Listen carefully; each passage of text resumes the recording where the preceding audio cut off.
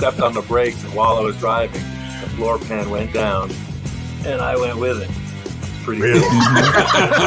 Still jamming out to the music. Just Google offensive T-shirts. There you go. I was a skinny little punk kid that wasn't having too much luck with the ladies.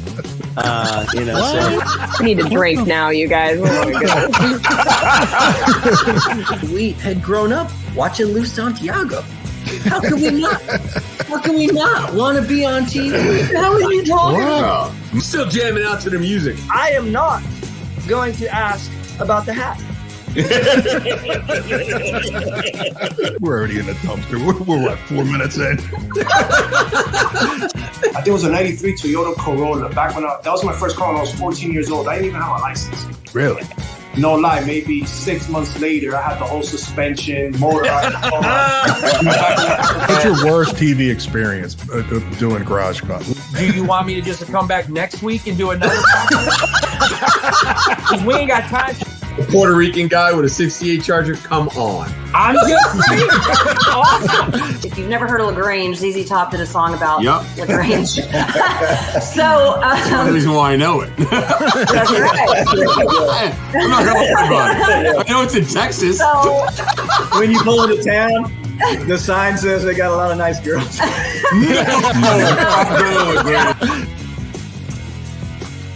Still jamming.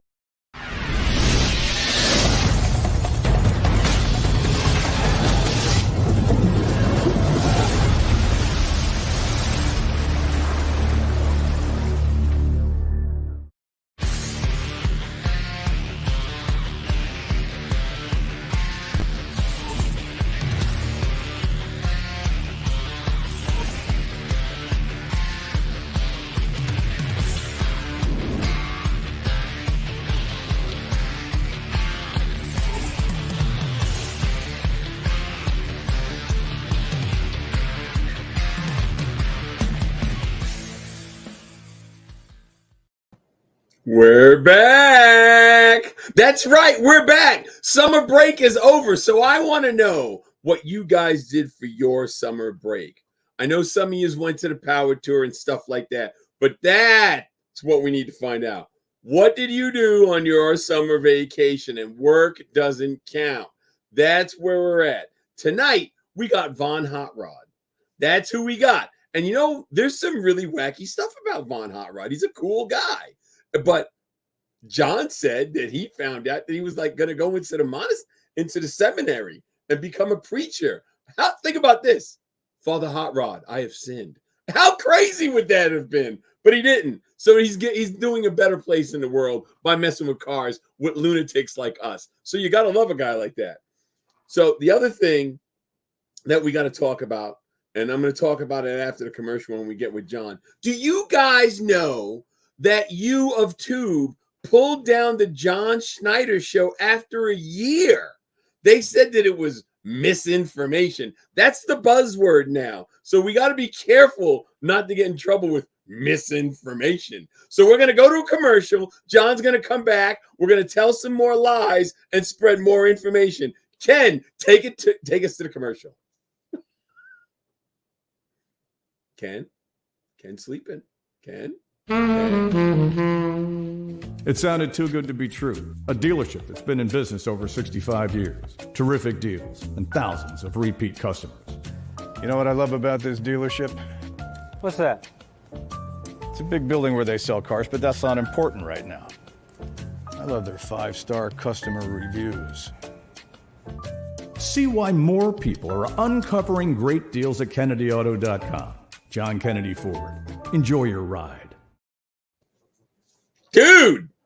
Yo, I just got a text from Tori. It says Hot Rod's camera is blocked. It's blocked? Yeah, hold on. Click. Hold on. First show from the summer vacation. Man, I'll tell you what, 2 seconds ago, you didn't see it, or I don't think you saw it. My computer took a crap. I was off, booted me out. I had to get back in. So I missed everything that you said at the beginning. Yeah. Anyway. So I wanted to talk about Tori. Now that I brought Tori up, and he's trying to get Hot Rod. Tori is 9/11 firefighter from New York. Yes. Tori helps us out with getting guests for the show. He got Troy Ladd and a few others that came on. He's a key player, but Sunday is the anniversary 9/11. for 9/11. Yeah. Sunday. So I was talking to him the other day. This is a really hard time for him this time of year, coming up the weeks up and weeks after. It's tough for him. Yeah. So he's a good dude. I wanted to, tell you guys watching, if he chimes in, or he's driving right now, but you get a chance, follow Tori and tell him how much you appreciate it, because he sacrificed a lot of shit and is still going through shit all these years later. Oh, dude, his lungs are all fouled up from all the asbestos and everything. Yeah, it's bad. Like, it's real bad. Yeah. Yeah, he's only 53. So he's a young dude when all that shit happened. Yeah. And he's paying the price. Mm-hmm.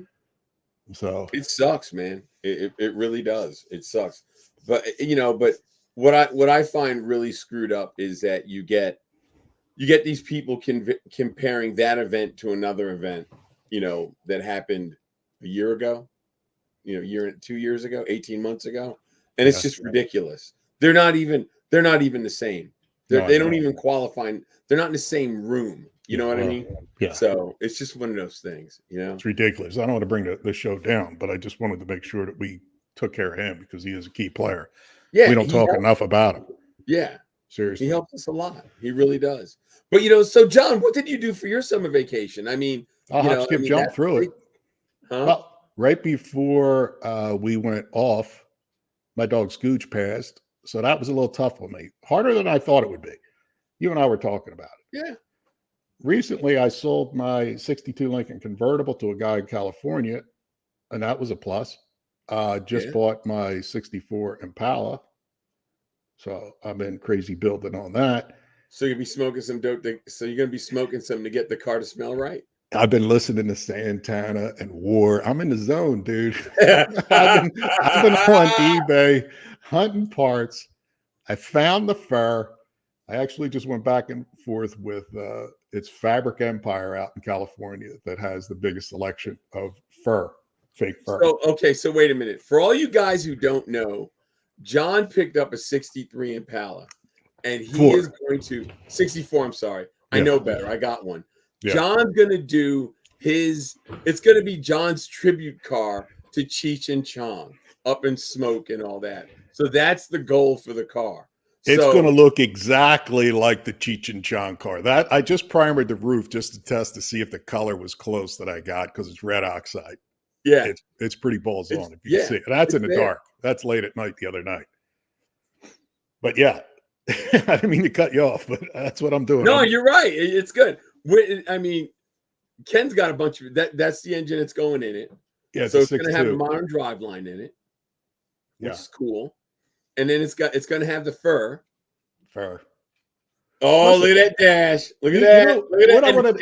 What I wanted to ask you, Lou, see what I got circled there on the right side? It looks like an iPhone. This is 1978. What is that they put? That's a shot from the actual movie. What is that? I don't know, because it doesn't come on the factory dash. Right. So what do I put? Do I put a phone holder up in that place? And you be able to stick your phone there and plug into the stereo system? I don't know what that is. There's got to be a better picture of whatever that is. I screenshotted that from the movie. And that's the only picture in the movie? Well, there's others, but it looks just like that. It looks like there's the samples. Oh, yeah. Got the samples. Oh, my God. This one here is a tribute a guy did years ago. If you look at that fur, that's the shag purple fur on the dash. If you go back to the one that I just showed you, but he actually has whatever that is on the dash. Back another one. That's a 3/4 shag on the real dash in the car. Right. The guy that reproduced it, that actually looks bluish. This is purple. You see what I'm saying? I love how you know that it's a 3/4 shag. Oh, believe me, I've been doing my homework. And I think that's a 9-inch wheel. Mine's a 10. I couldn't find a 9, but I don't think you're going to be able to notice. the smell, the look, the big joint. I'm gonna take a paper towel roll and wrap it up and stick some cigars in the end of it and really light it. So John, hey guys, John said that he's got a smoke machine and he's gonna plummet it to inside the car, so when he's driving he can smoke the machine. So you can smoke it out. That's my niece. I got the hood ornament. Look how big that thing is. That's the actual one. Is that a Packard one? Yeah, it's out of they said it's out of a 30s Packard, but I don't know that to be true, but I kept seeing that. That's the organ pipe speaker covers for the back. Grill. Yep. I can't believe I even found that. Yeah, no kidding. But the hood ornament actually has a light in it. Yep. And those wings light up. They still work. I plugged it in. It works. Oh, really? Yes. How cool is that going to be? Those things are huge. Look how big that thing is. That's gaudy and crazy. But I've been hunting down all the parts to make this car come together. Of course, they're Mickey Thompson rims on the car now. It's got to have Krager's on it, but a dust cover on the back. Yeah. Just like the movie with the thin whites. So, yeah, let me see. Tori's hit me up again. But I figured everything out. The car right now has a 5.3 in it, but I'm pulling that out, putting that 6.2 in. I just picked that 6.2 up this week. Oh, well, when I come up and help you, I'm going to steal your 5.3. I can put it in something. It's got a 4L60 behind it. Huh? It's got a 4L60E transmission behind it. But I got everything that's in it, the harness, the computer system, you can pull that all out one shot. I'm not even using the same radiator. Yeah. So I'm going to get a new one. You could drop that whole drive line right into a C10 or anything and get that thing. Oh, that's what I'm going to put it in. Mm-hmm. That's exactly what I'm going to put in my dad's C10. There you go. I'll just stab it in there and be done with it, because that needs to have the engine that's in it rebuilt. So I might as well do that. I'll make the LS jump then. Yeah, the motor that I have, the 5.3, has been rebuilt, even though it's green. It's an ugly green color. I asked the dude what he was thinking. He said his daughter picked out the color. I'm like, yeah, there it is, man. That's the movie car right there. Oh my God. I got the SS Chrome because yours is an SS, right? You got the same thing, but an SS bucket seats, red interior. Yes, mine's a factory SS with AC. Well, that's rare, man. Yeah. And it has 1-speed wipers. Really? Mine has 1-speed windshield wipers. It does not have fast. It only has slow. Good luck. I'm going to have Rain-X. There you go. That's yours. Yeah. Yeah. I've had that car 44 years. Dust that thing off, pull it out. Let's go. Yeah. It's easier for me to ask for 2 pieces instead of just one. We'll see what happened with that car. The reason why it came off the road, it had a 400 small block in it with a turbo 350, and my dad's 76 Suburban. When I got out of the Navy for a little while, I made it home. I actually lived in that car for a year, traipsing across the country. And when I got back home, the engine in my dad's truck in his Suburban died, and in a weekend, I pulled mine out, pulled his out, put mine in his, and then it just never got back on the road. I went back in the Navy and I dragged it around the whole time I was in the Navy, because I couldn't get rid of it, because I love the car too much. I'm not going to put hydraulics on it. I'm going to put lowered springs, and if that doesn't bring it down enough, I'm going to do the drop spindles. Yeah, I want the thing to be able to run at 80 without any headaches. We can get it on the ground. It ain't a problem. Yeah. Right now, it's got 17s on it. So it came with 14s, but I'm going to drop it down to a 15. Well, what we're going to have to do is we're going to have to notch the frame, and I can do it. It's not a problem. For the exhaust? Yeah, we can make it so it clears, because the exhaust goes underneath the frame, right before the kick up at the engine. Yeah. Right before it goes under the car. That's where it usually goes. And if you get it too low, it's going to be a problem. It is too low. I mean, it's going to be right now. A weed dispenser. A what? A weed dispenser. A weed dispenser. I'm going to need help smoking that thing up for real. It's got to smell. It's got to have the right smell when you're standing next to it. Go, what? It's got to be authentic. It's a clock. Oh, Yeah. is that what? It's a clock? That's what he just said. It's a digital clock. Was it digital? Hold on. Yeah, I got my monitor so far away from me, I can't even see the computer. Well, you know, if you clean your glasses. My glasses are dirty too. I just put them on. Yeah, see? Look at that. Well, I could fake that and put anything I need in that. I mean, there's no place to put your phone. I could build something out and drop my phone in that slot. I just got to wrap it in fur. Yeah. Yeah. Yeah. The other thing, yeah, when you come up, we should film what we're doing. Get Ken and Ryan, but Tina. So yesterday Tina had cataract. She had a cataract removed from one of her eyes. Yeah. And so they go to bring her out of the hospital so I could pick her up. So the nurse is wheeling her out, and I go to the nurse. I go, okay, there's a problem here. She's wearing sunglasses. I go, there's a problem here. I want to know where the eye patch is.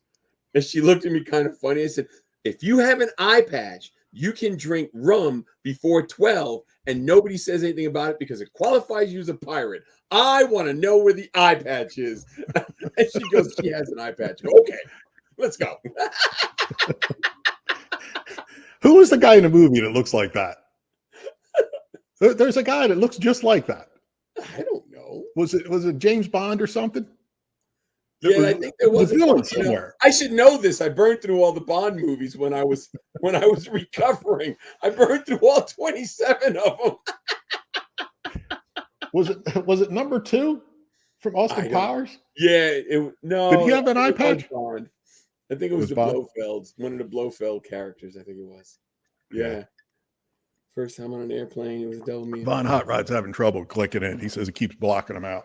Oh my I told him to call Ken so he could figure it out. Yeah. Went in the settings, it's not working, but that's why we try to come on at 20 up. Right. So next week we got John D'Agostino, right? We got D'Agostino next week, which is going to be a good show. Yeah. We got Joe Zoppler the week after. Okay. Week after that, on the 28th, we have Bubba Beeson and Terry Wilson talk LS swaps. So YouTube took some of the viewers away. Really? Yes. Go figure. So you guys know, because we took the summer off and we got out of the algorithm, they penalized me by taking some of the viewers. But there wasn't a bunch on there anyhow. Well, they're throttling the thing as it is. Yeah, because we talk about idiot Joe Biden, which right now it's going to be transcribed and down the bottom, and they're going to flag it for me calling him an idiot. Yeah. Whatever. So yeah. So hey, Bruce is back. Bruce is Carlisle at the end of the month. What's the deal? You were talking about it. And you said you're in, you're out, you're doing. I'm going to talk to Ed Basinski tomorrow. I was talking to Ed about potential customers, Herb McCandless, and oh God, I can't remember the other name now. But yeah, I'm going to talk to him about that, and I'm also going to talk about see about coming up for Carlisle. Maybe that's 26, 27, 28, I think. Yeah, I believe it is. Something like that. Yeah. So I'm going to do that Wednesday through Saturday or Wednesday through Sunday. Sunday doesn't really count. It's Thursday through Sunday. This weekend, I'm doing the auto fair at the Charlotte Motor Speedway. Okay. I'm doing that this weekend. So that's this weekend, Charlotte. The show is by the Hornet's Nest, the swap meet, and then there's a big car show, and they got a big stage and all that. I'm going to be emceeing on the stage, and I'm going to be running around the crowd, yelling at people, carrying on, doing what I do. So I'll be doing that. Yes. That's cool. Yeah. So that'll be cool. And that's what I got going on this weekend. And if I can go up to Carlisle, I'll go up to Carlisle. What my thought is, I'm working Mondays and Tuesdays. Yeah.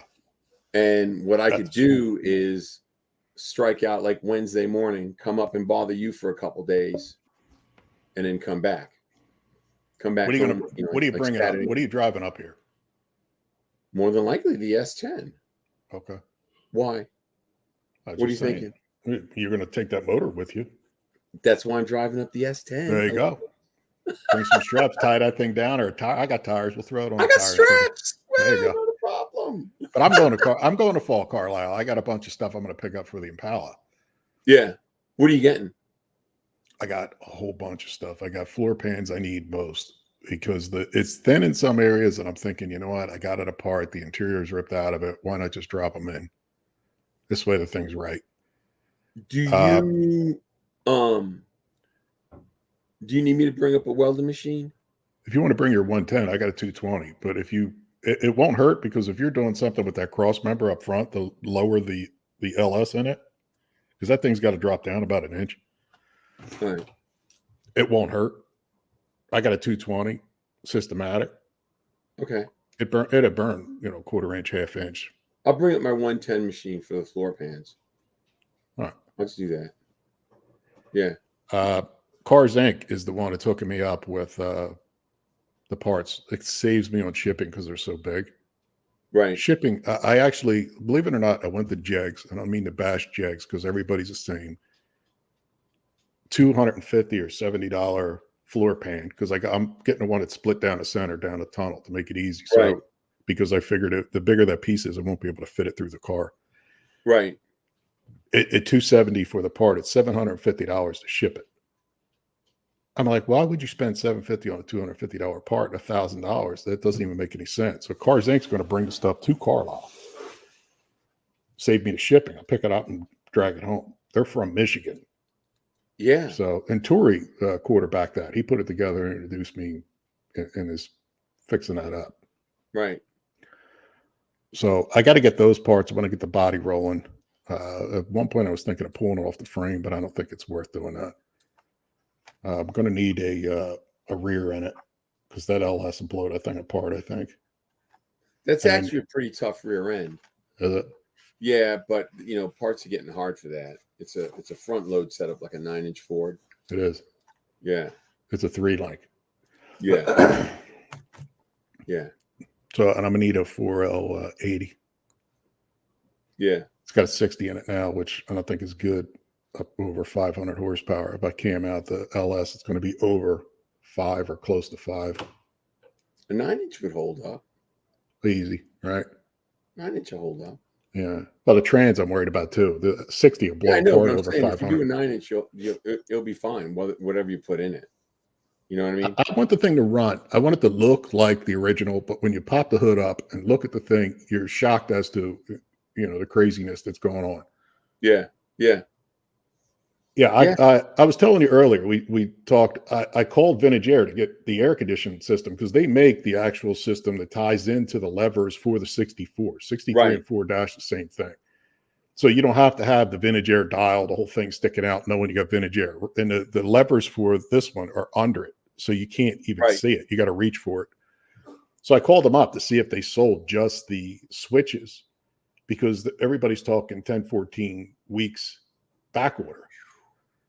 So I called him and the guy gets on the phone. He says, no, he goes, if you order through us, you'll shave about 2 weeks off instead of going through a vendor or a distributor. I said, okay. And I said, I still can't wait 2 months. I can't wait 8 or 10 weeks because I want to get this thing done. I want the inside buttoned up, floors in it, everything finished. He said to me, and I don't want to tell you who I'm working with yet, but he gave me a name of a company and said, call these guys. They're the biggest. They have a lot of our product in-house, a good supply of it. And he said, give them a yell. Here's the part numbers. I called them up. The guy says, I have 2 and 3 of everything that you want. There's no waiting. And I was like, that's pretty good. The guy says, I'll mail it out today. And didn't beat me over the head for the price. Who is it? I'll tell you once I get it. If I need more shit from him, I want everybody on our audience calling the guy up and go, hey, John said. Oh, my God. I'll tell you next week. Wait till I get my shit and it's right. I don't have to call the guy up and everybody and their brother wants Vintage Air this winter when they're putting their stuff together. Kevin, just so you know, my back is fantabulous. Kevin asked how my back was, and it's really good. Really good. Is there any sign of Vaughn Hot Rod? Or I don't know what's going on. Hold on. You know what? I'm calling Tori. I'm kind of bummed. It seems like we're starting out like we finished up at the Yeah, two Jabokins. John, we're getting him on. All right. Oh, Give it a few more minutes. All right. Lou, you come up. If you come up, we'll figure out the days. If it's just, I mean, we got 3 weeks or so till Carlisle. If you work around that time frame, we'll have Ken and Brian film what we're doing and put it on Garage Insider. We'll document the build. Yeah, that's fine. I mean, what I can do is I think the best way to do it is get up there as soon as possible.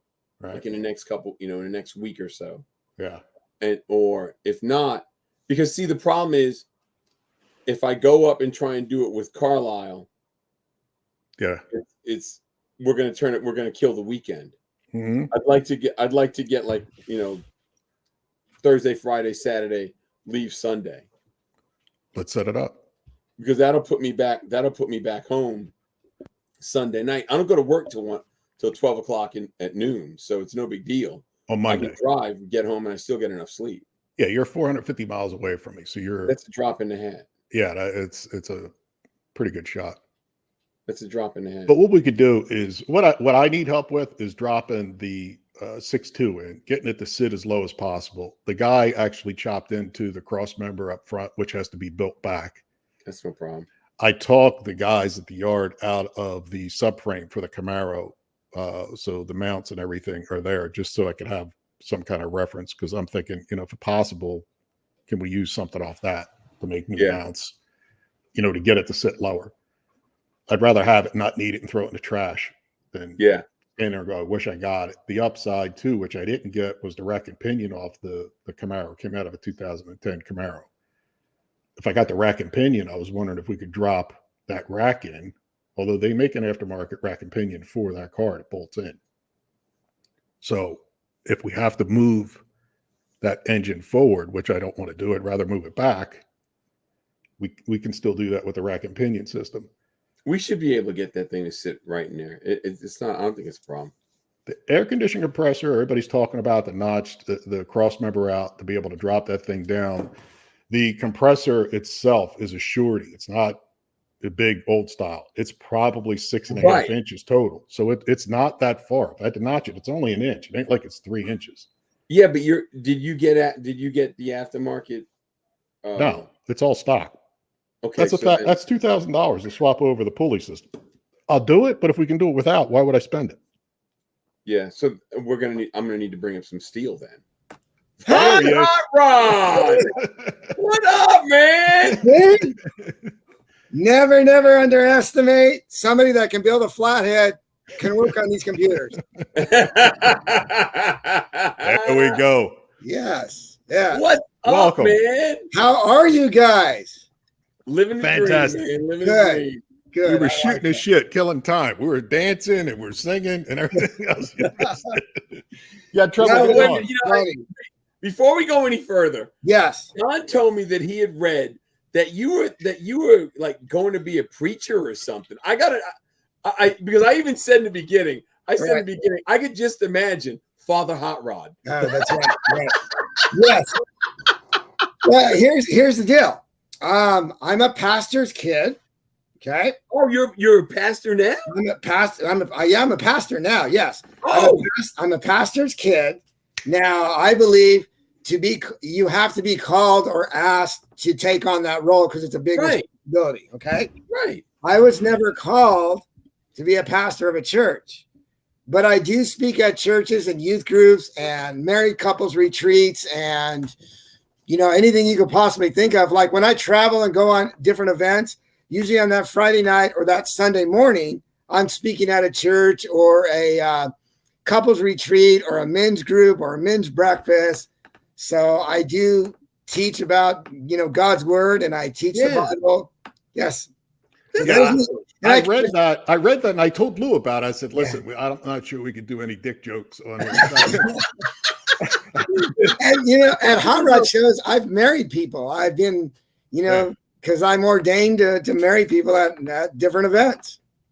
Yeah, that's actually pretty cool because I read that at one point when you sold your shop out, Yes. He sold the shop and moved on and started heading in that direction. And I started to read the story. I don't want to get into the entire story, but right. I was reading and thinking, this changes everything. And Lou called me and I said, listen, I just wanted to tell you what I just found out this morning, because I would have never thought this, or if I didn't read it, from a good source, which is, Yeah, it's a crazy story, because I was a youth pastor at my dad's church before I started my hot rod shop. But my dream was to always have a hot rod shop. So I went that route. I retired from that, so to speak, gave the church a year's notice and opened up my hot rod shop and went that way. And then, had my shop for 20 years. And the last 2 years of it, I had that tugging on my heart to go work with kids again. Right. And I did. I started, working with kids again, and Teen Challenge. Like, as you know, I do a lot with Benedict Castle Concourse and Teen Challenge. I raise money for their cause, and it's a rehab center for teens. Yeah. And, everything for them is on donations and volunteers. And so we raise money for that event. It's coming in May 21 of 2023. And before the pandemic, our last show, we raised $300,000 in one day. Wow. Yeah. So my goal is to raise, I wanted to up it every year. My goal is to raise $1 million for these kids in one day. That's what I want to do. Wow. Yeah, it's going to take some time, but we're up to 300. Yeah. And that's everybody that helps out. We had 14 celebrities come out. I'm sending an invitation to you guys to come on out. And, everybody comes out. Your Chip Fooses, your Aaron Hagar, let me see if I can name drop. Bogey is there. At the time, George Barris was there. Gene Winfield. Man. Yeah, we have Aaron Wise is there. Barry Wise is there. I'm trying to think. Bruce Meyer. So everybody comes out. We do an hour of autograph session, and it's a lot of fun. It's a different type of a show. And it's what we try to do is knowing that it's a fundraiser, we try and weed out the guys that come to car shows and don't do anything. They break out their patio chair and their beer and they sit there and do nothing. Right. This is a fundraiser. I want you to buy a t-shirt. I want you to buy a soda. I want you to do a castle tour. I want you to buy a shirt. I want you to buy a raffle ticket, bid on the auction, and to register your car for this event. It's a 400 car limit. It's $100 for a one-day show, a 5-hour show, 400 car limit, and we sell out every year. Yeah. Really? That's a when good is cause. it? It's a When good is deal. it? What's the dates on it? It's May 21, 2023. Yeah. Okay. I have a flyer. I'm in my office, and of course the flyer's not here close by.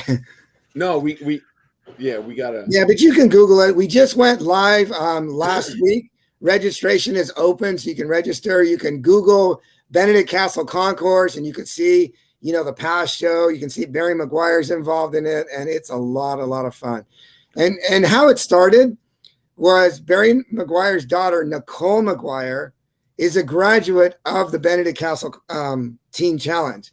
She had an addiction, and she went through the center. It's a year program. She went through it, graduated, and they asked her, we need help with fundraising. Do you know anything? Can you do a golf tournament, a bowling tournament? She goes, all I know is cars. And she goes, let me ask somebody. So Nicole asked me, hey, can you help me with the car show? And I said, yes. And lo and behold, that's where it came about. And that's how it came. Listen, you're a busy guy, because so cool. I saw the list of things you got your hands on doing, the branding, the jewelry, the clothes, the radio show. Yes. A lot of people know you from pinstriping. Correct. Yeah. Which is an art. I mean, I watch what you're doing, and I'm thinking I couldn't do that, because after drinking, I got the shakes. That shit would be all over the place. So you must not drink whiskey like I do, because it would be all over the place. Yeah. But anyhow, I saw where you teach people to take your brand, your idea, to brand and marketing. Is that right? In colleges or right. Yeah, I speak at talk about that. I speak at universities on taking an idea. You come up with this idea and taking that product from idea to concept to sample to shelf. It's all about marketing and branding your product or name or whatever it is. Yes. Right. I speak all over the country, that different schools and universities and stuff like that. I got one coming up next week. Next week I got one coming up. All right, talk about some of the brands and things that you've done, the clothing, the things you got your hands on it, and also talk about the radio show. I was talking to Tori about it. I didn't know that I didn't know you could watch it online. So tell everybody at the end there how they can listen to your show. What it is, it started with my hot rod shop. Everything evolves around that. And I had this hot rod shop, and guys would come in, and I've made it like a museum, diner, / garage, things you could see and touch at the same time you could buy a purchase or have something, a front end installed or whatever, set of flamethrowers.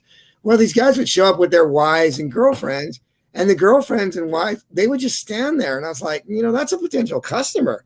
Yeah. So I started talking to them and asking them just different questions, and come to find out there wasn't really anything cool for girls to wear that didn't have skulls and pinup girls on it. Yeah. Right. And so we just started a girl clothing line called Hot Rod Girl. And this year it celebrates 32 years in business. Hot Rod Girl. It's in, boutiques and different stores and stuff like that. And you can order it online. Yeah. Hot Rod Girl just started as an idea, and it started with my daughter. She was born, and so there wasn't any cool shirts for her. So I made it 12 months, and 12 months, the line grew as she grew. So that's how the girl stuff started. And the guy stuff was because I always wore these shirts that you see me in. Now I wear the sponsored shirts, but I always had, like, I take a black shirt and add on, like leopard stripes or some kind of racing stripe Dalmatian or something different. Right. And so I'd have them made, and it was like one at a time, and they're very expensive. And guys always wanted them. I'd say, they're a little pricey, and they would say, that's okay. So I'd make one for that guy. And of course that went on from one shirt to two shirts. And then I started just mass producing them. And then we just started a guy clothing line. And, when I sold the shop, I just kept it. So it all evolves around the shop. You got this little hot rod shop, and guys are coming in, and I'm just listening to what they want. And I used to do these open houses, and this veers into the radio show. I needed people to come see my shop because it's kind of like what you see behind me. I got stuff everywhere in my shop. There was stuff for sale, and then as high as you could reach, it was the collectibles and stuff like that. So it was like a destination. You had to see it. The showroom was about 4,000 square feet. I had 4 of my custom cars parked in the middle of it. And so I started having these open houses, and I'd have a band, and cars would come. It's kind of like a cruise night, just a lot of fun. I had a barbecue going. My dad would barbecue. Well, it rained one day, and people are already there. And so I told the band, I shoved everything in my warehouse in the back, in the corner. And I said, just play in here. I'll open the bay door. People can come in and just hang out and listen to the band. Right. So I checked on it a little bit later. The band's playing on the floor. People were dancing, like swing dancing. My dad had the barbecue, and people were eating, just standing there eating. I thought, you know what? This is a really good idea. Yeah. Yeah. So, shit, right. Come Monday morning, my 5,500 square foot warehouse and shop, I turned into a club, 5,500 square feet club. I built a stage, a real high stage, so no matter where you were, you could see the band. I put in a tiki-style bar, non-alcoholic. Remember me. We served popcorn, hot dogs, just your basics. Yeah. Made some tables out of dry shafts and a piece of wood and a rim. Put a pool table, pinball machines in there. Hung up my hot rod collecting art. Put sound ending on the wall, and started booking bands every Friday night. And we were packed every Friday night. We just had live. We'd play 2 bands every Friday night. And it came to pass that you would play the Brown Derby, you'd play the Doll Hut in Anaheim, and you'd play Hot Rod's Hangout on that Friday night. And we had Brian Setzer play there, Big Bad Voodoo Daddy. I mean, it was a blast. Wow.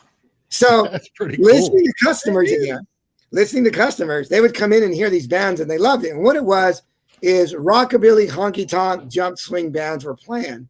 And, you got to understand, this is in the mid 90s. Yeah. And people would ask, hey, do you guys have CDs? And they're like, no, we don't have any CDs. There's nobody that carry us. So I think, how hard could this be? I opened up Hot Rod Records. I started a label. I started signing these bands on my label. No shit. Yeah, so now I'm booking bands. I'm paying royalties. I'm sending them all over to car shows and different events, for that rockabilly rock and roll sound. What it is new bands, old instruments. And I had some of their records in Virgin Records. I had them all over the malls and stuff. Wow. We're doing really, really good. And then Napster came out and sharing, and it killed the industry. And I just never, I still own the record label, but I don't do anything with it. I paid my last royalty about 2 years ago. And I still have the bands and I use them on different events. You hustle. How many cities, how many car shows do you go to a year? How many places? What do you you figure I do 3 a month. And my last event is the 3rd Saturday in December. So 3 times 12, that's where 36 or 40 shows. Yeah, and that's not counting all the local ones. Like this Friday, I'll be in Garden Grove for a local show that they do. They bring me out, so I go to that. It's only like from 4 to 8, and I go there, make an appearance, stripe a couple cars. I got a couple cars already lined up. Yeah, yeah. So all of this came from a hot rod shop, Talk about your pop. I read your dad was a racer. That's how it was in your blood from. You hustled flipping cars to open your shop when you turned 21. Listen, everybody thinks shit happens overnight. No. It sounded like the time you were 16, you were going, I got a vision, I'm making it happen. And hearing you're an inspiration because you can hear the hustle in you. Thank you. Talk about the start of it. Okay, so Dad is a drag racer, sprint car driver. He raced all over dirt track and stuff like that. So I kind of grew up on tracks. When I was born, Mom said, quit racing. So what's a car guy to do? You just can't do that. So he started building cars. Well, I was his assistant, hand me the wrench, I'd hand him a screwdriver, grab me a cup of oil, and I'd hand him a Pop-Tart. That's just how it was. I didn't know what I was doing. Yeah. So my normal Saturday was going around to junkyards, guys' garages, hustling parts so we can fix all these cars that were showing up at the house. And so I always wanted to, ride my skateboard, ride my bike, play with my friends and stuff like that. But no, I was in the junkyard hustling and climbing and handing them stuff, climbing. Back then cars were stacked up and you just climb up inside and wrench on stuff and get it down. So that was me. So I was doing that. And of course, I'm getting older. My playground was a 55 Chevy Gasser. I'd play on the front bar. That bar they put on the frame rails in the front? Yeah. I would swing on that, climb through the firewall because Dad pulled the motor out, up on the windshield, up on the roof, slide down the back window, down the trunk. That was just my playground. That's how it was. So when I was in junior high, I kept telling Dad, I go, why doesn't somebody open up one shop? Instead of us going to 5, 6, 7 different places every Saturday, why can't one person have something from 1900 all the way to the 60s, the muscle cars? He goes, it never happened. It's too much inventory, too much this. So I thought, well, that's what I'm going to do. I'm going to have a hot rod shop and I'm going to carry everything. You can walk in and go bumper to bumper for whatever car you have. And I'll have all that vintage speed equipment, whatever you want. So in junior high, I was putting my business plan together. A teacher saw me, kind of gave me guidance. I borrowed $5 from Dad to fill up the lawnmower and a gas can and went down the neighborhood and say, I'll cut your grass for $10. So at the age of 14, I bought my first car for $200. It didn't run. Dad had to tow it home. And I kept doing the lawn service to fix the car up. And by the time I was 16 and able to drive, the car was one of the iconic cars at our high school. The day I didn't even paint it, I did everything else. I chromed everything, suspension, inside, outside motor, but I didn't paint it because I knew in high school I didn't get trashed. Yeah. So the day after high school, I sold the car. I sold it for high enough that I bought 2 cars. I bought a 67 Camaro and I bought a C10, a 76 C10 pickup, and basically just kind of fixed them up and flipped them and just kept doing that. And then eventually I went to college right out of high school. And let me tell you, the week I was there was pretty awesome. The week in college. One frat party, you were like, I'm out. I was 1 week. I got up in the middle of class and said, this is not for me. Yeah. This is taking way too long. I can't waste 4 years of my life. I'm out of here. And the instructor said, you sit down. You need an education. You'll never make it. You'll never amount to anything. And that put a challenge under me. And I said, watch me. He goes, you're going to need the education. I walked out. As the door was closing, he yells, you'll never make it. And this is years later. Okay, years later, about 5 years ago, I got invited to speak at a university. And it was the very university, the very classroom that I walked out on. That was the instructor. Yeah. That is awesome. Yeah, that's cool. That's like a movie. Here's the kicker. Before I had it's during when I sold my shop. A friend of mine was hurting for help. So I told him I'd go help him. He goes, well, you can't damage your hands. I go, I'll be fine. And I go, what is it? He goes, well, I'm laying floor. I said, that's fine. I'll go help you. So I helped him lay floor. in that very university, in that classroom, and in that hallway I walked down. I laid the new floor in that room. That's pretty cool. So the floor that I walked on, I laid that floor and in that classroom that I walked out of. So I thought that was pretty cool. Talk about the radio show. Tell us about how that came about and yeah, well, people can tune into it. Yeah, it's the craziest thing. This radio DJ asked me if I'd sit in for him because he had to go on vacation. And I said, yeah, I've never done it. I mean, I don't think it could be hard. I've done TV and movie. I go, it's the same thing. It's not the same thing.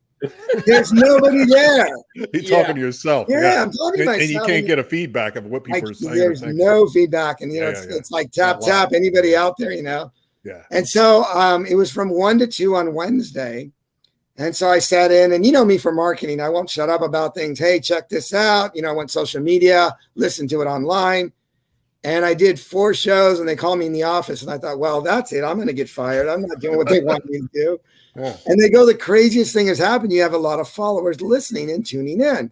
We're going to move you to the lunch hour, which is 12 to 1. You have a better following, more listeners. And I said, oh, okay, I guess I must be doing something right.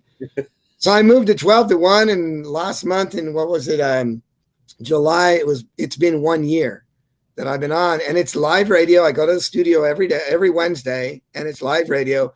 I play, honky tonk, rockabilly, rock and roll, jump swing. The bands that played in my club, I play them on the radio. Yep. And I've introduced all this rockabilly and rock and roll that was made in the 90s to a whole new listening audience that didn't know existed. And I play a lot of B-sides of stuff that you maybe heard once a long time ago. Yeah. And you just never hear it because all you hear on the radio is, we call it bubblegum. You hear your typical Buddy Holly's and Elvis Presley stuff. And they have done so much more than what is on the radio. And that's what I'm playing. Oh, yeah. And everybody's just digging it. I've never heard that. I'm grabbing clips from movies, and everybody loves it. And I'm just having a lot of fun doing it. And it's, it's KQLH 92.5. You can ask Alexa, Siri, with online listening, you can just say, hey, Siri, play KQLH 92.5, and it comes right on in. That's pretty cool. You were born and raised in California. You're still. I was, yeah. Yes. Yeah. That's pretty cool too. There's not many people who are born and raised there and moved there. Yeah. I just, hey, there's a band in a castle. I see that. Yeah. I just love California. I do a lot of traveling, as you know, and yes, it is greener in other places. Yes, it is very nice in other places. But when I come home, there's nothing like Southern California weather. Yeah. Granted, it's a little hot today, but I really like this state. I like where I live. My neighbors are really good to me. I'm the noisiest neighbor here. I try and cut things off at about 10 o'clock at night. But with the hot rods and Harleys hanging around, that's just me. I'm the noisiest neighbor. But they all come over and say, what do you got? Who's this? What's this about? So it's kind of cool. Then the neighbors like Dennis Gage, these guys, Barry McGuire, everybody's been over the house, and people are like, is that Dennis Gage? And I'm like, yeah, would you like to meet him? So I'm picturing like Kravitz. Remember from Bewitched? Yeah. They're out the window. They're all peeking. What's going on over there? Yeah. What's going on over at Hot Rod's place? Yeah. What's going on? Why is there an extra car there? That's what I pictured. Yeah. We went up at Barrett Jackson, Scottsdale. We were in the bar area. Yeah. Yeah. I said to Lou, hey, whoa. And then we come over and we were hanging out and talking. Right. It's pretty cool. How often do you go to Barrett Jackson? I've only hit like about 4 of them. Usually I have different events at the same time. So it's very hard for me to get out to that. I think I was only there, Thursday and Friday, because I had a different event on Saturday. So I was gone. I had left early. You thinking of going to January 23 or no? I'm going to try because, the Grand National has moved. I've got bookings already in January. So I've got to double check and see because I fly out on Thursday. Whoa. The Grand National changes dates? Yes, it's in February now. Really? When did they moved. Probably because Barrett Jackson. It was the same weekend last year. Yeah, it's pretty close. It's because everybody would come out for Barrett Jackson and then jump on the National. Yeah, so they moved it to February. Okay, I know that. That's probably a smart thing to do. Do a quick Google and you'll find it. It's already public. They went public about 2 months ago with it. That's on my bucket list too. I've never been there. Oh, you got to go. It's the Academy. I've been to 2 of them. Great show. Yeah. It's a good show. Yeah, that's you got to go. The quality of cars inside the buildings just will amaze you. We're blown away. And John Buck has done an excellent job with the show. I mean, he's really expanded it. when he brought it from Northern California to Southern California, he made a lot of drastic changes, which some people weren't happy, but the majority of it, he's done really, really good with it. And it's just a show that's going to continue to grow because he has a drive-in and he has 1,000 cars parked outside all around the buildings. So you have 1,000 cars inside, you got 10 buildings full of cars. And this year's theme is trucks. So building 9 will be full of trucks, mini truck, vans, all that kind of stuff. So he always does one theme building every year. Yeah. Hot Rod, I mean, Yes. most people know you from pinstriping. Talk about how you started that. How did it morph into what it is now? And how did you know you were good at it? Because not everybody's good at that.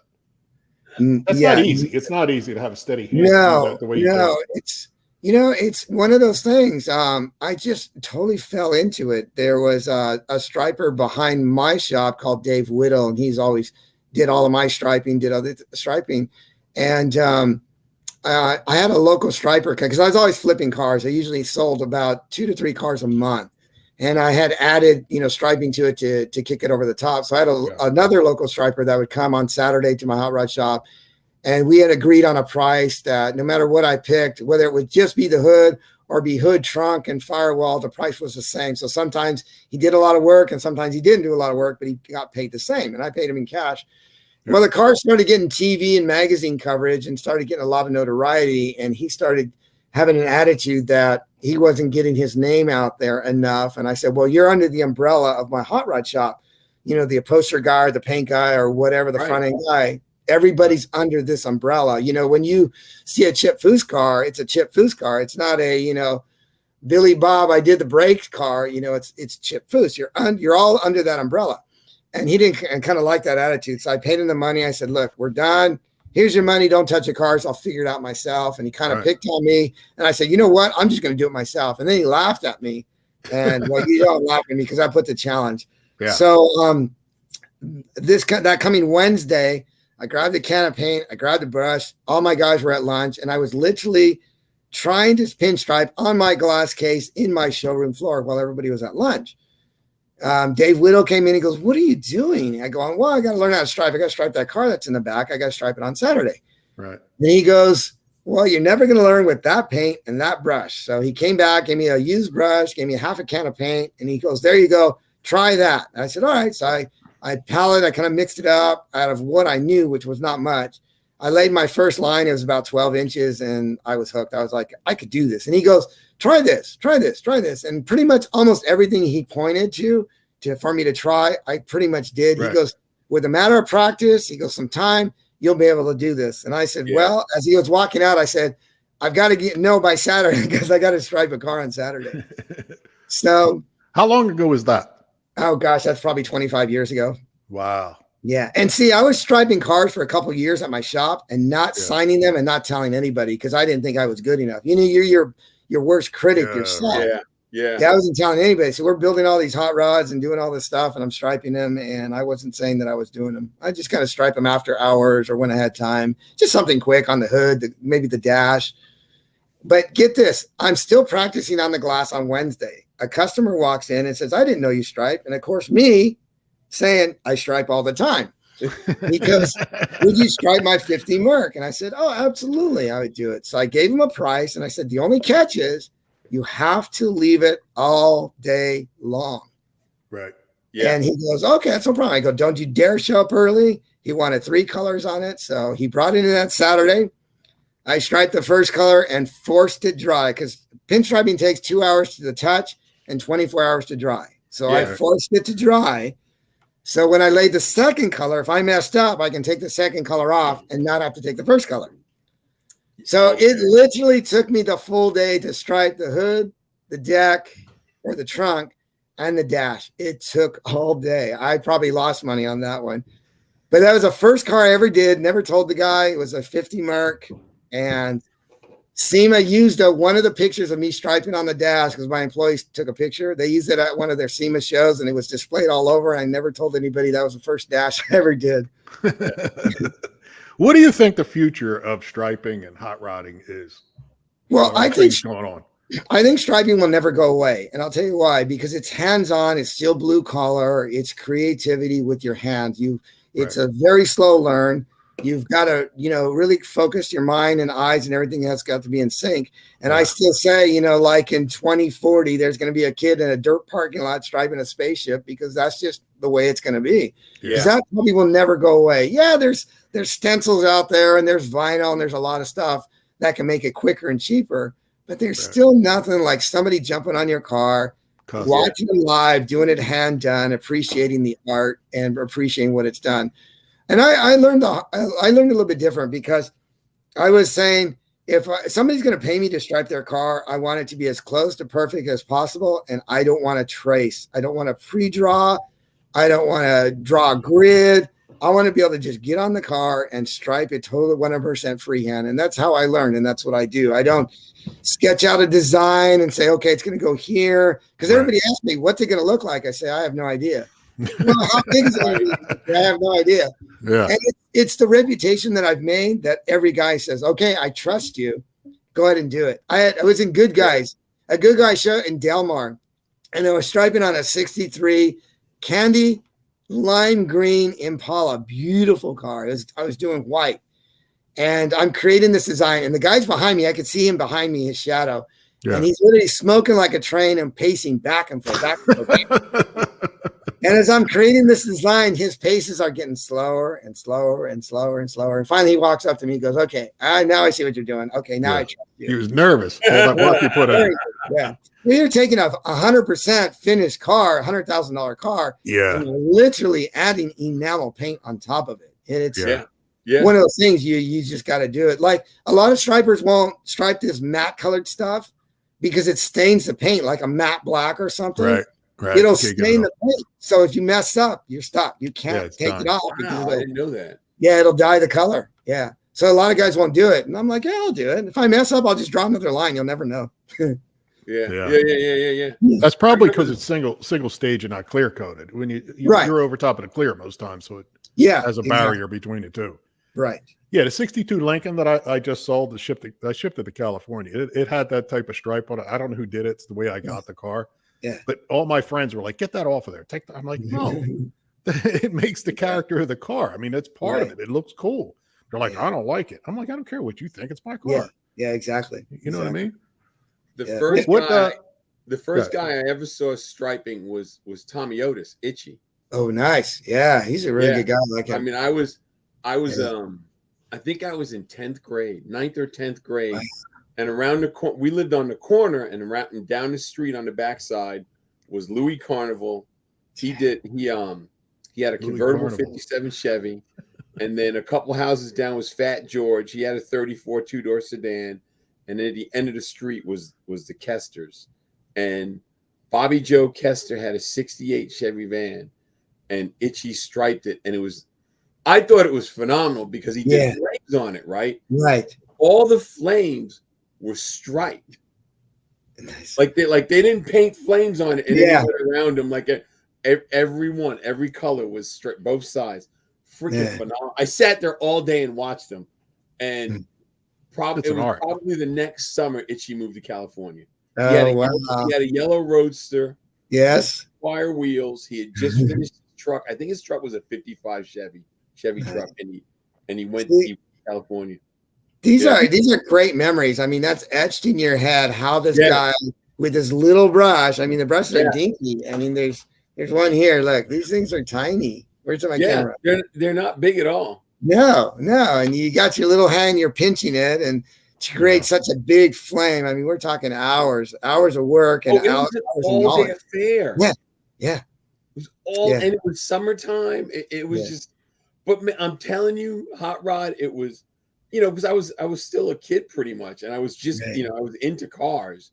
So Fat George was driving by the house, and he saw me outside, and he's like, "You need get in the car. We're going down the street." I was like, "All right," So we drove down to the end of the street to the Kester's house, and Itchy showed up like maybe 10 minutes later, and striped. And the funny thing is when I got into TV, I was at the Grand National Roadster show. And I saw Itchy again, and at first he didn't remember me because I was a kid, and I told him where I lived, and he's like, "Oh my god!" How funny is that? That's so cool. Yeah, it just amazes me, this stuff. Some of these guys, what they can do with that brush, the tip of the brush. For me, it's really strange because I'm a businessman that fell into art. So everybody else is an artist trying to run a business. And if you look at my striping stuff, you can see it's business. Everything's when I travel, I don't travel with original art too much because it usually gets dinged up or scratched or something like that. Right. So usually I scan my art and we put it into stickers and metal signs and clocks and t-shirts. And so everybody can have a piece of the art. So you can see that the business part of me, how I run my art department, if you want to call it that. Right. Yeah, we do all kinds of stuff. All the drawings or all the art that you see on all my clothing, I drew. 90% of those I drew. I have another artist that's on staff that he'll do stuff that if I'm too busy, I don't have time to sit and draw, he'll do it. And I do stuff for like Great White, Great White, I do their merchandise for them. So there's a lot of stuff we do that, we don't go public with. We silkscreen shirts. We got a 12 color automatic. So if anybody, we did like Grand National Road Through shows. We've done their shirts. We've done for your local city officials. We've done their shirts. So there's all kinds of stuff that we do other than, what you see on social media. We make metal signs and stickers and all kinds of stuff for other companies. You hustle. Yeah. Well, here's the thing. This is the issue I had when I had my hot rod shop and I wanted my first, silk screen t-shirt. You have to order a dozen medium, a dozen large, and so on and so forth, and all this setup and all this stuff. And I was like, it cannot be that complicated. So once I got going, I was able to start a small 4-color handheld screen printing business, very small. And I knew it wasn't that hard. So I started doing like, a family only wanted 10 shirts or cheerleaders wanted their shirts done. I started that way. And I was trying to help everybody out. I said, look, if you can get the clip art, you don't have to have me sit down and draw it. You're going to save a lot of money. And so I just kind of help people out. And that grew. The silk screen business just grew into what it is today. And it's all just by helping people out. Nobody ever gave me a break. You back up. I sold the shop 20 years ago. I had the shop for 20 years. You back up on the dates on that. And I'm a punk kid trying to establish a hot rod shop in an old man's industry. Yeah. So you're coming up and talking to these guys and they're like not giving you the time of day because they don't think the knowledge is there. Right. Dick Dean, if you guys know Dick Dean, the king of chops, he was the first celebrity, if you want to call him that gave me a break. And then came in Steve Stamford, then George Barris, and everybody seemed to follow. And once I had that establishment, the trust there, Gene Winfield, everybody just went, all these guys at the end there, all these guys were buying from me. Boyd Coddington was one of my best customers and everybody would buy from me and nobody would say anything. And I go, well, that's perfectly fine. I just have the honor of selling parts and stuff to Gene Winfield and George Barris. And, I did stuff on the Munster coach. I did stuff on Dragula. I got a lot of parts, there's stuff like that, the Flintstone Mobile. But that's all, that's not trying to make it a bragamony. That's just, I've been around a long time and just kind of kept it quiet, What you see on social media is, what the staff here wants you to see. Hot Rod, you going to SEMA this year? Oh, yeah. I'm already booked for SEMA. I'm all set. I'll be there Monday to Sunday. Yeah. You got appearances set up? You going to be at anybody's booth? I'll be, in fact, that picture you're showing up right there, a Speed Dog. I'm booked for his booth. I'll be there on Thursday. Cool. And I'll be in Hedman Hedder's booth on Tuesday and Wednesday. And then, of course, SEMA Ignited on Friday night. We'll have our full retail merchandise booth there. We have 30 feet of merch. So everybody comes out. We take a lot of selfies, sign a lot of autographs. That's a lot of fun. I like meeting the fans, personally like that. Yeah. That's a lot of fun. They get to get a little piece because there's no retail sales at SEMA. So at SEMA Ignited, we're allowed to set up our retail booth. So we do. And we, your chance to get a shirt, a Hot Wheel, or whatever you want, grab it from Vaughn Hot Rod. Before we jet, because when Ken puts us up in a row like this, that means we're over the hour and he wants to go home. Before we go, I wanted to tell people I'm just getting started. It's just slightly after 9 o'clock. There you go. He's got to put what is that? I was wondering when that was going to happen. At least he didn't put the Heine boy one up. Just so you know, that's not me. That's not me. Oh, that's me back in like 86. That's me in 86. He broke my ball. Dude. So what I was getting at is Courtney's show is on Motor Trend. Courtney Hansen's new show, the Ride of Your Life, is on Motor Trend in an hour. less than an hour. Right. So if you guys check it out, there we go. Yeah. If anything, you get to check out Courtney. But they're doing a Grand National on tonight's show. Check it out. Show her some love. Hit her up on social, and figure it out. Hot Rod. Yes. Where can people find you? Oh, everything's at Vaughn Hot Rod. Social media, Instagram, TikTok, Twitter, everything's at Vaughn Hot Rod. Send me a message, tell me if you have a question. I personally answer all my messages. So anything, I've taught half a dozen guys how to pinstripe on social media, by the camera, by taking pictures, anything. Ask me anything. I'll tell you, I'll be honest with you. There's no secrets. I tell you how to try and be successful in business. Because as we know, as we get older, we can't do this forever. There needs to be somebody to take over for what I'm doing. Even if there's a dozen people, it doesn't matter. I want to share the love and spread it around. There's plenty of it. There's plenty of it. Yeah, there's plenty of work out there. What's your future goals? Because you got a lot of stuff hustling. What's around on the horizon for you? Gosh, I really don't have a future goal. I pretty much live, day by day. I'm just very blessed and I'm healthy. I'm busy. I have bookings and people want, me to come out to their event or speak at their school or teach their class. I'm just very thankful for that. Nothing lasts forever. And anything I can help anybody with. We have a class coming up at the NHRA Museum in Pomona. We have a pinstriping class there. So you'll see that on my social media. You can post, you can book the class and come on out. We have a limited supply of students that I teach, but it's a lot of fun. It's for me, the goal would be to, make the young kids successful, take them for a ride. There's great and fun and everything's okay with electric cars, but there's nothing like something running on petrol. Grinding the second gear, getting a wheelchair, putting yourself against a seat. There's nothing like that. So I encourage everybody that's got a hot rod, a custom car, a lead sled, whatever, take a kid for a ride, change his mind. Cars are not for transportation. Cars are for collecting. Yeah. If you guys haven't figured out, Hot Rod's a cool dude. This is the first show back. We took the summer off. We take a break between the summer because people are busy and they're out doing it. We don't want to hold them up. Hot Rod is a decent, great car guy. Thanks. Follow him, check it out. He's the real deal. He's the last of the last. I mean, you're a legend, really. Well, thank you. I appreciate that very much. Yeah, so follow him, do what you got to do. Yes. Yo, where you going? What are you doing? What am I doing? I'm just pondering life right now, figuring out what I'm going to do. We say goodbye. We say goodbye to Hot Rod right there. Ken didn't even let us say goodbye to Hot Rod. He's got his hand on. He's got his hand on the lever. Oh, no, he's back. He's back. Hey. Can't wait. I was like, where did I go? Gosh, Kids like this. Pulls the hatch. See it. All right, so this is what we're gonna do. Hot Rod, thanks for coming on. Had a great time. Thank you. We'll see you again. Hopefully, I'll see you again sometime. Yes, we'll come back.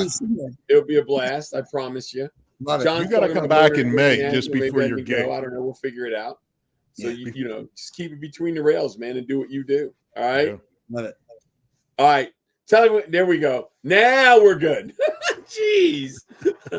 All right. So, John, what? There you go. There we go. We're getting even. We're getting even, Lou. Rocking the balls kilt. out. That's balls out. You got nothing on under there. Rocking the kilt. We got to throw the Elvis one up next. So you're gonna love this. My granddaughter, Lily's daughter. Lily's daughter was watching. I guess someone in the house put a Garage Insider TV on, and she was trying to figure out why Lolo was on TV.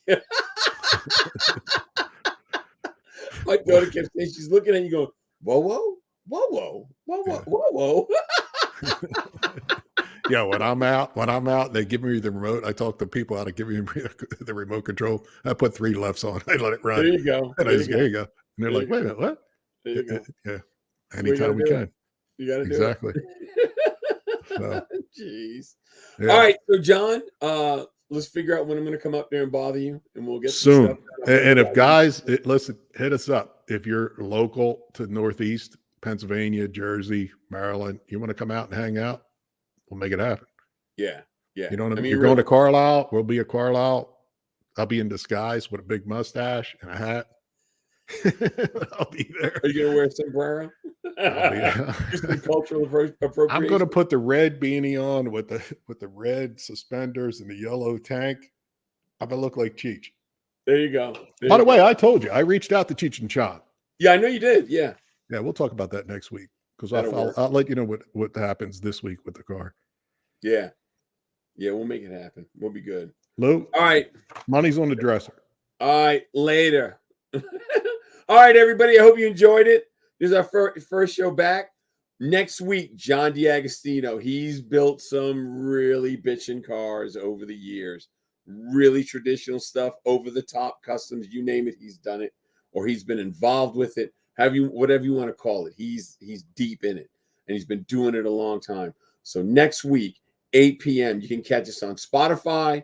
Spotify is always the next day, so Thursday would be Spotify. You can catch us on Apple TV, YouTube, Spotify, Google, and on Google Podcast. So just, guys, check it out and enjoy the ride. We got some cool guests coming up, and we're always going to have some more. Until then, next week, later.